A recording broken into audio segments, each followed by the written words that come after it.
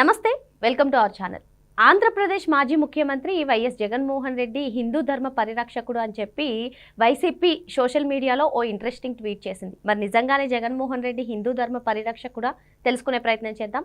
దీన్ని పూర్తిగా విశ్లేషించడానికి మనతో పాటుగా ఉన్నారు సీనియర్ జర్నలిస్ట్ దుర్గకుమార్ గారు. సార్ నమస్తే. సార్ నమస్తే రావణి, మన వీక్షకులు. సార్, ఈరోజు వైసీపీ సోషల్ మీడియాలో ఒక ఇంట్రెస్టింగ్ పోస్ట్ చేసింది సార్. హిందూ ధర్మ పరిరక్షకుడు వైఎస్ జగన్మోహన్ రెడ్డి గో ఆధారిత వ్యవసాయానికి ఆయన ప్రోత్సహించడమే కాకుండా అందులో భాగంగానే తిరుపతిలో గో మహా సమ్మేళనం ఆయన ప్రారంభించారని చెప్పి ఒక ఇంట్రెస్టింగ్ పోస్ట్ అయితే చేసింది. మరి నిజంగానే జగన్మోహన్ రెడ్డి హిందూ ధర్మ పరిరక్షకుడా? ఆయన హయాంలో హిందూ ధర్మానికి ఆయన పరిరక్షించారా సార్? ఆయన ఎటువంటి చర్యలు తీసుకున్నారు? మరి మీరేమంటారు?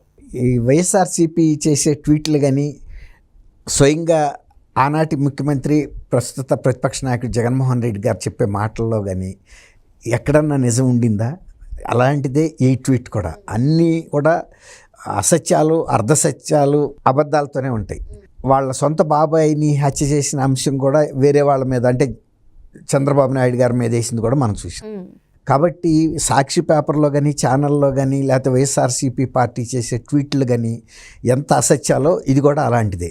ఇంకోటి ఏంటంటే, వాళ్ళు అర్థం చేసుకోవాల్సింది, గో ఆధారిత వ్యవసాయం అంటే అది సేంద్రీయ వ్యవసాయంగా చూడాలి, కానీ అది మతానికి సంబంధించింది కాదు. వ్యవసాయంలో ప్రకృతి సహజమైన పద్ధతులను అనుసరించడం, అంటే పశువుల దీనికి సంబంధించిన వ్యర్థాలని, ఎరువుని ఉపయోగించడం అనేది దానికి సంబంధించిన వ్యవసాయం. అది గో ఆధారిత, అంటే అది మతానికి సంబంధం లేదు. గో మహాసమ్మేళనం కూడా వేరే వాళ్ళు నిర్వహిస్తే దానికి ఈయన అతిథిగా ఎల్లుండొచ్చు, తప్పేం లేదు. ఇప్పుడు మహతి కళాక్షేత్రంలో జరిగింది. రకరకాల సంస్థల వాళ్ళు ముఖ్యమంత్రిని పిలుస్తారు, వాళ్ళకి అది ఇష్టం ఉన్నా లేకపోయినా వెళ్తారు. అట్లాగే ఈయన కూడా అనేక హిందూ వీటిల్లో పాల్గొన్నాడు. కానీ అందువల్ల ఆయన జెరూసలం వెళ్ళటం ఆపలేదు. 4 గోడల మధ్యలో బైబిల్ చదువుతా అని కూడా ఆయన చెప్పాడు. కాబట్టి ఆయన హిందూ మతాన్ని ప్రోత్సహించే వ్యక్తి అని ఎవరు అనుకోవాల్సిన అవసరం కూడా లేదు. ఆయన తిరుపతి లడ్డు అపచారం జరిగినప్పుడే అసలు ఏ ముఖ్యమంత్రి అన్నా అయితే బహిరంగ క్షమాపణ చెబుతాడు బేషరతుగా. అసలు దాని మీద మేనమేషాలు లెక్క పెట్టాడే తప్ప, దాన్ని ఒక వివాదంగా చేయటానికి ప్రయత్నించాడు తప్ప, జరిగిన దానికి మేము చింతిస్తున్నాము, అది దాని మీద నేను పూర్తి ఎంక్వైరీకి సహకరిస్తాము, మా హయాంలో జరిగినా సరే, ఏ చైర్మన్ టైంలో జరిగినా సరే, అసలు ఎందుకు అలాంటి అర్హత లేని సంస్థలకి ఆవు నెయ్యి సప్లై చేసే కాంట్రాక్ట్ ఎవరిచ్చారు, అసలు వాళ్ళకి అంత సామర్థ్యం ఉందా లేదా, ఆ గతంలో వాళ్ళకి అనుభవం ఉందా లేదా, లేకపోతే ఇలాంటి ఆవు నెయ్యి అంత మొత్తంలో ఎక్కడైనా సప్లై చేసిన సర్టిఫికెట్ ఉందా, అంటే ఉండాలి కదా. ఇవన్నీ చూడకుండా చేసిన మూలాన జరిగిన పొరపాటు కనుక అయితే నేను బేషరతుగా క్షమాపణ చెబుతాను. ఇందులో మేషాలు లెక్క పెట్టడానికి కానీ, ఇంకొక సందేహాలకు కానీ తావు ఉండకూడదని చెప్పాలి. ఇంకోటి ఏంటంటే, ఆయన టైంలో దాదాపు 30-40 మేజర్ ఇన్సిడెంట్స్ దేవాలయాల మీద కూడా జరిగినాయి. ఏ సందర్భంలో కూడా ఆయన కానీ, ఆయన మంత్రివర్గ సహచరులు కానీ ఇది దురదృష్టం, దీనికి మేము క్షమాపణ చెబుతున్నాం, మేము బాధ్యత వహిస్తున్నాం అనలేదు.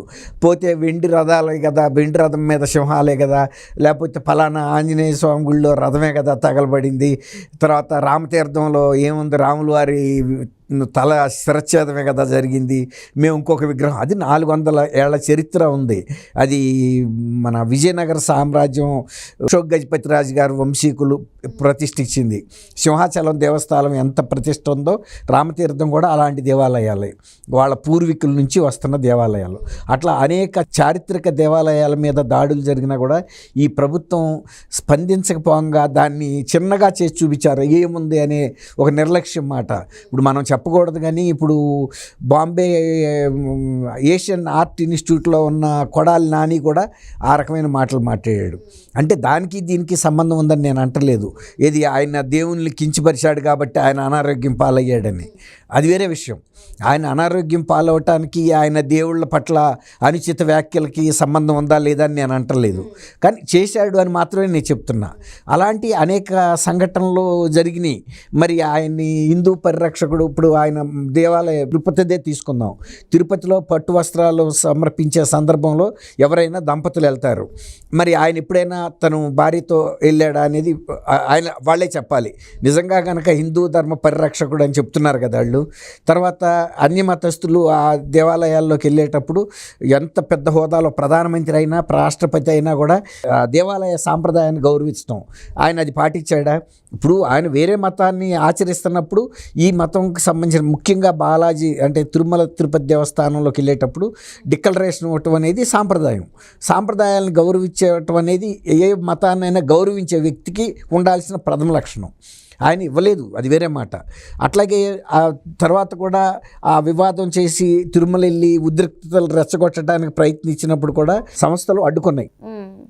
మీరు కనుక ఈసారి ముఖ్యమంత్రి కాదు కాబట్టి మీరు కనుక డిక్లరేషన్ ఇవ్వకుండా వెళ్ళటానికి మేము అనుమతించమని. ఆ పరిస్థితి తీసుకురాకూడదు. తర్వాత ఆయన తరపున కరుణాకర్ రెడ్డి ఇవ్వడం ఏం చేస్తారు మీరు అని ఉద్రిక్తంగా మాట్లాడాడు. అలాంటి సందర్భంలో ఒక మాజీ ముఖ్యమంత్రిగా ఉన్న వ్యక్తి లేదు నేను ఆ దేవాలయ సాంప్రదాయాన్ని కొన్ని వందల సంవత్సరాల నుంచి వస్తుంది దాన్ని గౌరవిస్తానంటే వచ్చిన నష్టం ఏం లేదు. ఆయన ఇగో పోవాల్సిన అవసరం లేదు. అది కొన్ని కోట్ల మంది ప్రజల మనోభావాలకి సంబంధించిన నమ్మకానికి సంబంధించిన అంశం. అలాగే లడ్డు ఇదైన సందర్భంలో కల్తీ జరిగిన అపచారం జరిగిన సందర్భంలో ఎంతోమంది మనోభావాలు దెబ్బతిన్నాయి. అనేక మంది తిన్నారు కూడా. ఇక్కడ నుంచి నార్త్ ఇండియాకి అయోధ్యలో రామాలయం అప్పుడు కూడా కొన్ని లక్షల లడ్డూలు ఇక్కడి నుంచి పంపారు. వాళ్ళంతా కూడా తిన్నారు. వాళ్ళంతా ఎంత మేము అపచారం చేశాము, ఒక జంతు కొవ్వు కలిసిన పదార్థాలు తిన్నాం అనేది ఇప్పుడు నాన్ వెజిటేరియన్స్కి పెద్ద ఇష్యూ కాదు. కానీ శ్రీవారి భక్తుల్లో ఎక్కువ మంది శాకాహారులే ఉన్నారు, పక్కా శాకాహారులు. అందులోనూ ఆ ప్రసాద రూపంలో కైంకర్యాలకు కూడా అదే నెయ్యి వాడటం వలన కూడా మనోభావాలు దెబ్బతిన్నాయి. అలా ఒక వ్యక్తి కఠినంగా వ్యవహరించకూడదు ఇప్పుడు కూడా. సార్, తిరుమల సంఘటన జరిగినప్పుడు పవన్ కళ్యాణ్ గారు ప్రజలు నన్ను క్షమించండి అని అడగడాన్ని చూసాం. సేమ్ అదే విధంగా లోకేష్ గారు కూడా చిన్న కాశీనాయన క్షేత్రంలో ఏదైతే జరిగిందో ఆ ఇష్యూ గురించి కూడా ఆయన క్షమాపణలు అడగడం చూసాం. మరి జగన్మోహన్ రెడ్డి హయాంలో జరిగినటువంటి ఇటువంటి ఇష్యూస్కి వేటికైనా ఎవరైనా స్పందించారా? ఎవరైనా క్షమాపణలు కోరడం జరిగిందా? దానిపైన ఎవరైనా క్లుప్తంగా వివరించడం అనేది జరిగిందా? మరి ఎందుకని ఇప్పుడు హిందూ ధర్మ పరిరక్షకుడు అని అంటున్నారు? నేను అదే చెప్తున్నా, సంస్కారం ఉన్న వ్యక్తులు వెంటనే స్పందిస్తారు. అంతమంది లక్షల కోట్ల మంది ప్రజల మనోభావాలని దెబ్బతిన్నాయి. పరోక్షంగానా ప్రత్యక్షంగానా తెలిసి జరిగినా తెలక జరిగినా అపచారం జరిగినప్పుడు వెంటనే స్పందించడం అనేది ఒక నాగరికుడికి సంస్కారికి లక్షణం. అంతే తప్ప మూర్ఖపు వాదనకి దిగటం, తన్ను సమర్థించుకోవటం. ఇప్పుడు గతంలో ఇన్ని వందల ఏళ్లలో ఎప్పుడూ జరగని అపచారం ఇప్పుడే జరిగిందని కదా బయటకు వచ్చింది. అందులోనూ అది ఎవరో నోటి మాటగా చెప్పింది కాదు. అది నేషనల్ డైరీ డెవలప్మెంట్ కార్పొరేషన్కి సంబంధించిన ఒక ల్యాబొరేటరీకి గుజరాత్ పంపి దాన్ని పరీక్షించినప్పుడు లడ్డూ నమూనాలలో ఈ కలిసిన నెయ్యిలో ఈ అంశాలు ఉన్నాయి అనేది తేలింది. తర్వాత గతంలో ఎప్పుడు ఇవ్వని కంపెనీలకి వీళ్ళు నెయ్యి ఆర్డర్ ఇచ్చారు. అంతకుముందు నంది డైరీ కర్ణాటక ప్రభుత్వమే సప్లై చేసింది. వాళ్ళు లాభం లేకుండా నష్టం లేకుండా కాస్ట్ వాళ్ళు ఇవ్వటానికి సిద్ధంగా ఉన్నప్పుడు వీళ్ళు మేమేదో దాన్ని ఆదా చేస్తామని చెప్పి కల్తీ అయిన నేతిని తీసుకొచ్చారంటే వాళ్ళకి ఎందుకు అంత. ఇప్పుడు నెయ్యి అనేది చాలా కీలకమైన అంశం. ఒక పవిత్ర కార్యక్రమాల్లో ఉపయోగిస్తారు, లడ్డూ ప్రసాదాల తయారీలో ఉపయోగిస్తారు. అది కొన్ని వందల సంవత్సరాల నుంచి చాలా నిష్టగా మంచి సంస్థల నుంచే తీసుకొస్తున్నారు. అవన్నీ వాళ్ళ దగ్గర లిస్ట్ ఉంటుంది గతంలో సప్లై చేసిన కంపెనీలు.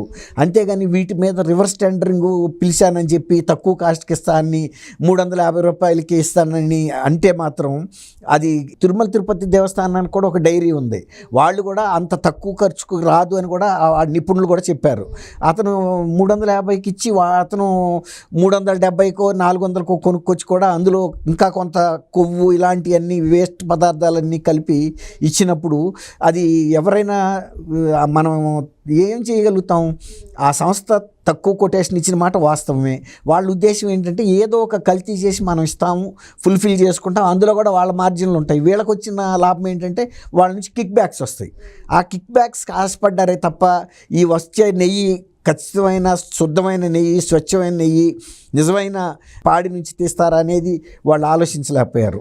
ఇలా ప్రతిదాన్ని వాళ్ళు ఏంటి సమర్థించుకుంటా వెళ్తున్నారు తప్ప ఎక్కడ కూడా ఏ మంత్రివర్గంలో ఒక్క సభ్యుడు కూడా ఖండించకపోవటమే, మొన్న ప్రజల్లో అంత మనోభావాలు దెబ్బతింటమే ఆయన ఎన్నికల ఫలితాల మీద కూడా అది ప్రతిబింబించింది. లేకపోతే 151 స్థానాల నుంచి ఒక్కసారి అంత పడిపోదు కదా. చాలామంది ప్రజల మనోభావాలు దెబ్బతిన్నాయి. అందుకు కాదు, వాళ్ళు చేసిన దానికి ఒప్పుకోకపోవటం ఇంకా కొంత మనసు బాధించింది. ఇప్పుడు మీరు తెలిసో తెలియకో చేశారు, పోనీ మేము ఆదా చేయడానికి చేశామని చెప్పొచ్చు నిధుల్ని, కానీ అంతకన్నా మీరు ఎక్కువ దుర్వినియోగం చేశారే అనేక రూపాల్లో తిరుపతి దేవస్థానం నిధుల్ని. మరి అన్య మతస్థుల్ని చైర్మన్లుగా పెట్టారు, తర్వాత అన్య మతస్థులు అక్కడ ప్రచారం చేస్తుంటే కూడా వాళ్ళని అనుమతి ఇచ్చారు, తర్వాత అక్కడ ఎంప్లాయీస్ని మరి ఇతర శాఖలకు పంపించవచ్చు కదా. ఇప్పుడు అది కేవలం ఒక మతం యొక్క డబ్బులతో నడుస్తున్న సంస్థ, అలాంటి ఆధ్యాత్మిక సంస్థ, ఒక భక్తికి సంబంధించిన అంశం అది. అలాంటప్పుడు వాళ్ళని ఇతర మతస్థులు అక్కడ ఉండకూడదని అంటలేదు, కానీ వాళ్ళు ఆ రూపంలో ఇతర మతాల ప్రచారం కూడా అక్కడ చేయటం. ఇప్పుడు రోమ్లో కనుక ఇతర మతాల వాళ్ళని ప్రచారం చేస్తే ఊరుకోరు కదా. అట్లాగే ఇప్పుడు అది గమనించాలి. ఇప్పుడు ఆయన జెరూసలేం వెళ్తూ ఉంటాడు, మరి ఆయన కూడా ఒక మతాన్ని అనుసరిస్తున్నాడు. ఆయన ఏ మతాన్ని అనుసరించినా ఎవరు తప్పని అంటలేదు, కానీ ఇతర మతాల పట్ల కూడా సహనంతో ఉండాలి, వాళ్ళ మనోభిప్రాయాలను గౌరవించాలి, అంతే మనం కోరుకుంటుంది. జగన్మోహన్ రెడ్డి ప్రమోటర్గా హిందూ మతానికి లేకపోతే వచ్చిన నష్టం ఏం లేదు. ఈ మతం మీద జరిగే దాడుల్ని ప్రోత్సహించకపోతే చాలు, చేసిన వాళ్ళని కఠినంగా శిక్షించినా మంచిదే. అంతేగాని వాటిని సమర్థించే రీతిలో మాట్లాడటమే ప్రజల యొక్క మనోభావాలను దెబ్బతీస్తుంది. ఇప్పుడు ఆయన్ని అంత క్రైస్ట్ లాగా ఏదో మతోద్ధారకుడిలాగా ప్రొజెక్ట్ చేయాల్సిన అవసరం ఎందుకు వచ్చిందో మనకు తెలీదు. ఇప్పుడు ఆయన ఓ ప్రతిపక్ష నాయకుడు కూడా కాదు, మరి ఇప్పుడు ఎందుకు వచ్చింది ఆ పాత అంశం? వాళ్ళెవరో ఈ వివాదాల గురించి కూడా ఆయన ఎవరు ప్రశ్నించట్లేదు, చేయాల్సింది చేశాడు, అయిపోయింది, ఆయన పరిపాలన కూడా ముగిసిపోయింది. కాబట్టి ఇట్లాంటి ట్వీట్లను అంత పట్టించుకోవాల్సిన అవసరం ఏమి ఉండదమ్మా శ్రావణి. మరి వైసీపీ ఇలా సమయం సందర్భం లేకుండా చేసేటువంటి ట్వీట్స్లను పట్టించుకోవాల్సిన అవసరం లేదని చెప్పి సార్ చెప్తున్నారు. Thank you sir. Thank you అమ్మా శ్రావణి, మన వీక్షకులకు.